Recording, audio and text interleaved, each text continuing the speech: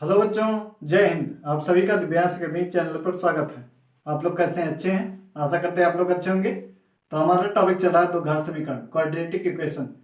इसमें हम प्रश्नावली 4.2 के क्वेश्चन सॉल्व कर रहे हैं, जिसमें से हमारा 5 क्वेश्चन हो चुका था, एक क्वेश्चन बचा था। ठीक है, आज उसको हम सॉल्व कर लेते हैं। आइए देखते हैं क्वेश्चन नंबर 6। इसको देखिए क्या कह रहा है। एक कुटीर उद्योग एक दिन में कुछ बर्तनों का निर्माण करता है। एक कुटीर उद्योग है, ये कह रहा है कि एक दिन में कुछ बर्तनों का निर्माण करता है। एक विशेष दिन यह देखा गया कि प्रत्येक नग की निर्माण लागत रुपए में उस दिन के निर्माण गए किए निर्माण किए बर्तनों की संख्या के दुगने से 3 अधिक थी। यदि उस दिन की कुल निर्माण लागत 90 रुपए थी तो निर्मित लागत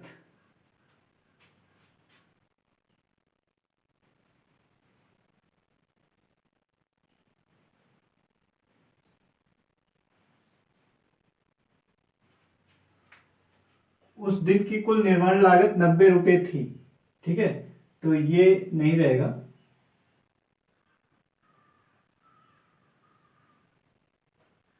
तो निर्मित बर्तनों की संख्या ये बताना। ठीक है,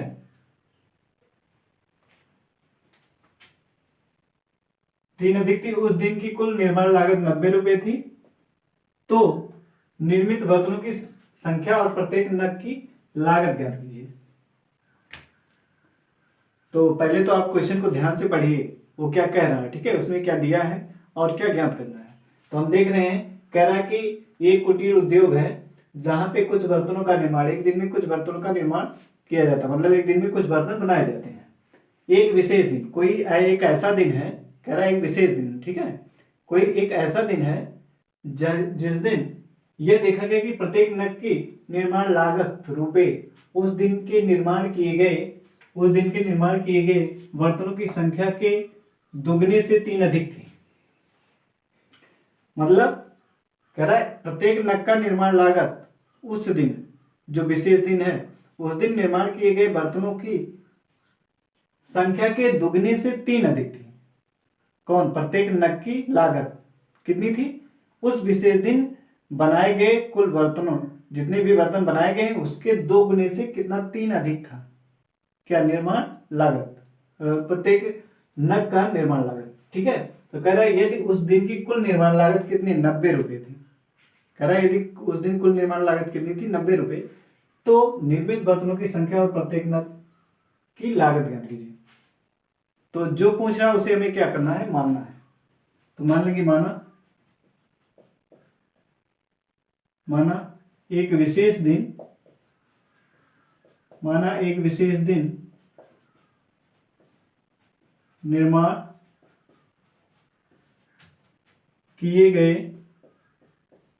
निर्माण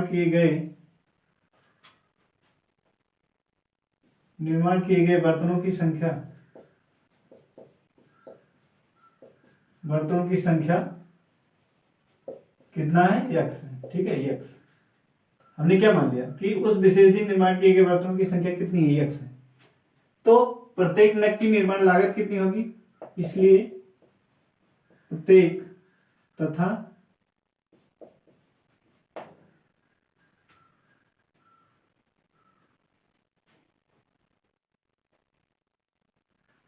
प्रत्येक नग की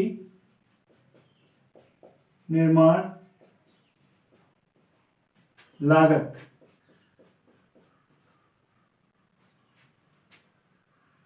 क्या कह रहा है? प्रत्येक नग की निर्माण लागत कितनी होगी? कह रहा उस दिन के निर्माण किए गए बर्तनों की संख्या के दुगने से 3 अधिक। तो उस विशेष दिन कितना निर्माण किया गया? 100 बर्तन का निर्माण किया गया। तो कह रहा है जितना बर्तन बनाया गया है उसके 2 गुने से 3 अधिक। तो इसका दुगना कर दीजिए। 100 बर्तन बनाया गया, उसका दुगना कितना होगा? 2x, उससे 3 अधिक, तो 2x 2 गुना हो गया प्लस 3, तो इतना। प्रत्येक नग की निर्माण लागत कितनी होगी? 2x धन 3। प्रश्नानुसार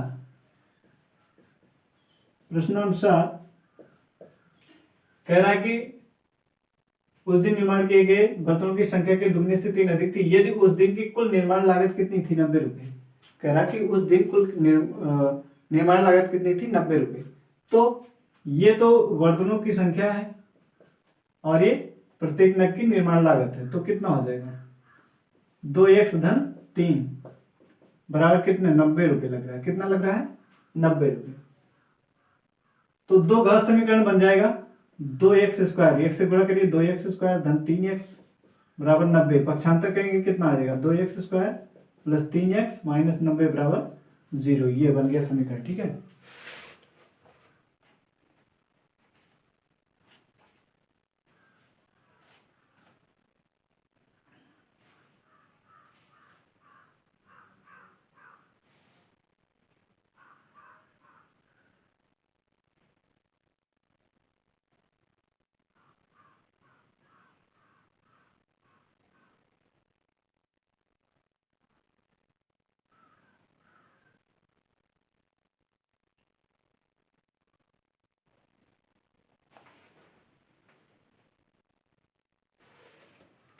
तो ये दो घात समीकरण बन गया। आपको क्लियर हुआ होगा कि कह रहा था कि उस दिन जितने बर्तन बन रहे हैं, निर्माण प्रत्येक नग की निर्माण लागत उस दिन बनाए गए बर्तनों की संख्या के 2 गुने से 3 अधिक। तो हमने बर्तनों की संख्या x मान लिया, फिर हमने निर्माण लागत देखा तो 2x धन 3, ठीक है। इसका 2 गुना से 3 अधिक, तो 2x किया और 3 अधिक यानी प्लस 3 कर दिया। तो फिर कह रहा था कि उस दिन निर्माण लागत कुल कितनी थी, 90 रुपये।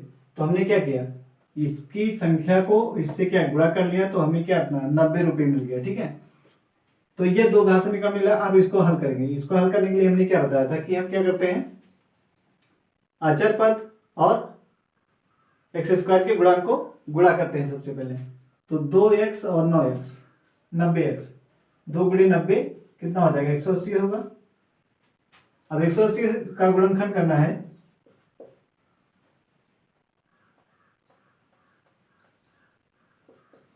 तो ये 2 से करेंगे, 2 9 18, 2 चौका 2 पंचे 10, फिर 3 1 3, 3 बचे 15, फिर 3 बचे 15, फिर 5 1 5। तो देखिए 2 दूनी 4, 3 12 और 5 3 15। तो एक तो गुणनखंड हमें मिल जाएगा, 2 गुणा 90 मिल जाएगा। दूसरा क्या मिलेगा, 4 गुणे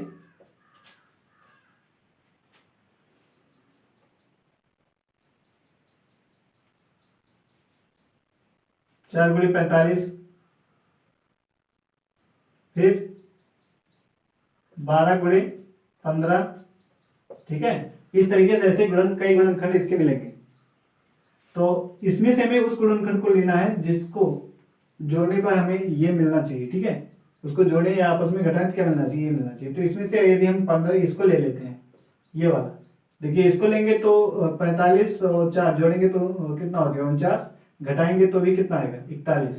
इसको लेंगे, इसको जोड़ेंगे 92 हो जाएगा, घटाएंगे तो 88। तो ये दोनों तो नहीं हो सका। इसको देखते हैं, इसको आपस में घटाने पर मान लीजिए हमने 15x लिया इसको और इसको 12x लिया, -12x, ठीक है।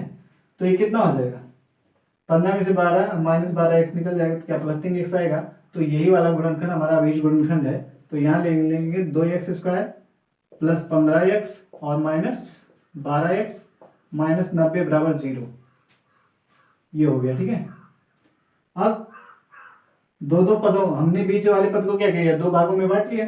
अब प्रत्येक 2 पद में से क्या करेंगे, कॉमन लेंगे, जो घनिष्ठ होगा उसको क्या करेंगे, बाहर करेंगे।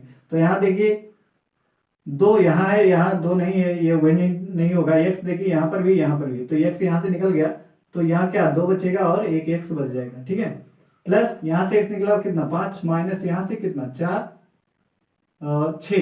6 कॉमन हो जाएगा, -6 बाहर कर लेंगे तो ये प्लस में 6 दूना 12, 2x आएगा प्लस में, फिर 6 के 6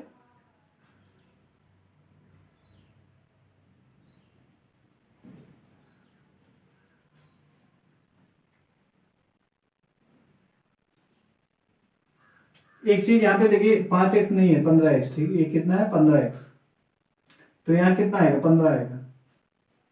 ये हमने निकाल लिया तो क्या 2x धन 15। यहाँ पर माइनस चिन्ह हमने बाहर किया तो यहाँ से माइनस चिन्ह बाहर होगा तो दोनों क्या होगा प्लस हो जाएगा। और फिर यहाँ से 6 दूना 12 है, 2x आया यहाँ, 6 के 6 6 पंचे 30, तो ये आ गया। तो अब ये एक पद ये हो गया, एक पद ये, 2 पद अब रह गया, ठीक है। अब इन दोनों पदों में से कौन कॉमन है, 2x धन 15, 2x धन 15 को बाहर कीजिए तो यहाँ क्या बचेगा x, और इसमें क्या बचेगा -6। यहाँ से ये निकला, यहाँ से ये निकला, तो यहाँ x बचा, यहाँ -6 बराबर 0। तो अब इसको हम अलग अलग क्या करेंगे, 0 के बराबर करते हैं। क्या करते हैं, इसको 0 के बराबर अलग अलग करते हैं। तो ये हो जाएगा 2x धन 15 बराबर 0, या x -6 बराबर 0। तो यहाँ से 2x बराबर कितना आएगा, -15 आ जाएगा, पक्षांतर कर देंगे, इधर प्लस है, इधर आएगा क्या माइनस हो जाएगा। तो x बराबर कितना आ जाएगा, -15/2। x का मान आ गया। यहाँ से इधर x पक्ष इधर माइनस से इधर जाएगा तो क्या प्लस हो जाएगा। तो यहाँ देखिए x बराबर -15/2 आया। तो हमें निकालना बर्तनों की संख्या, तो ये हो नहीं सकता है, भिन्न में तो दशमलव में तो होगा नहीं बर्तनों की संख्या, ठीक है। तो इसलिए हमें x का मान कौन सा लेना पड़ेगा, x बराबर 6। तो इसी वाले मान को ले लेते हैं। तो लिखेंगे अतः उस दिन निर्माण किए गए बर्तनों की संख्या, अतः उस दिन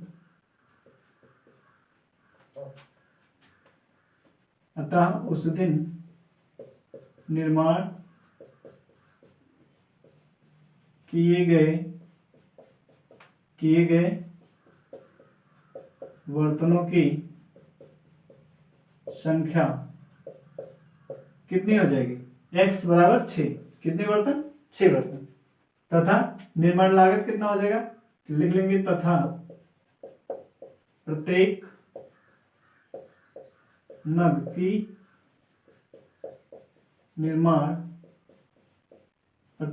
निर्माण लागत बराबर 2x, x कितना आया 6 और धन 3 है, तो कितना हो जाएगा 6 दूना 12 और प्लस 3 मिलकर के कितना हो जाएगा 15 हो जाएगा। कितना हो जाएगा 15 रुपये, ठीक है। प्रत्येक नग की निर्माण लागत कितना आ गई, 15 रुपये। तो आपको समझ में आ गया होगा। हमने एक उस विशेष दिन निर्माण किए गए बर्तनों की संख्या माना था, फिर प्रत्येक नग की निर्माण लागत यहाँ से कह रहा था उस दिन निर्माण किए गए बर्तनों की संख्या के 2 गुने से 3 अधिक। तो हमने इसका 2 गुना किया और 3 अधिक था तो +3 किया। फिर कह रहा था कुल 90 रुपये, निर्माण लागत कुल कितनी थी, 90 रुपये थी। तो हमने x और गुणे इतना किया तो बराबर 90। यहाँ से 2 घात समीकरण मिला, 2 घात समीकरण को हमने क्या किया, गुणनखंड किया। गुणनखंड में क्या करते हैं, बीच वाले पद को 2 भागों में बांटते हैं। तो 2 भागों में बांटने के लिए क्या करते हैं, अचर पद और x² के गुणांक का गुणा करते हैं, फिर उसका गुणनखंड करते हैं। उसमें से उस गुणनखंड को लेना रहता है जिसको आपस में जोड़ने या घटाने से क्या हो जाए, हमारा बीच वाला पद 2 भागों में बढ़ जाए, ठीक है, यानी बीच वाला पद आए। तो इस तरीके से हमारा 4 पद हो जाता है। फिर 2-2 पद में क्या करते हैं, जो कॉमन होता है उसको बाहर करते हैं और फिर इस तरीके से हमें 2 गुणनखंड मिलता है। उन दोनों गुणनखंडों को, प्रत्येक गुणनखंड को क्या 0 के बराबर करते हैं, वहां से x का मान आता है। x का मान उस मान को लिया जाता है जो अभीष्ट होता है। तो यहाँ पे देख रहे थे माइनस में आ रहा था, तो इसको छोड़ देंगे, x बराबर 6 वाला लेंगे, ठीक है। तो हमें वहां से पता चला कि उस दिन निर्माण किए गए बर्तनों की संख्या x थी, तो x बराबर कितना आया 6। प्रत्येक नग की निर्माण लागत 2x धन 3 था, तो 2 गुणे x के स्थान पे 6 धन 3, तो 6 दूना 12 धन 3 मिलके कितना हो गया 15 रुपये। तो आपको क्लियर हुआ होगा। अब नेक्स्ट वीडियो में हम पढ़ेंगे मूलों की प्रकृति, बहुत ही इंपॉर्टेंट है, एग्जाम में क्वेश्चन यहां से बनता है, ठीक है। तो नेक्स्ट वीडियो में इसको पढ़ा जाएगा। बस आज के लिए इतना ही, जय हिंद।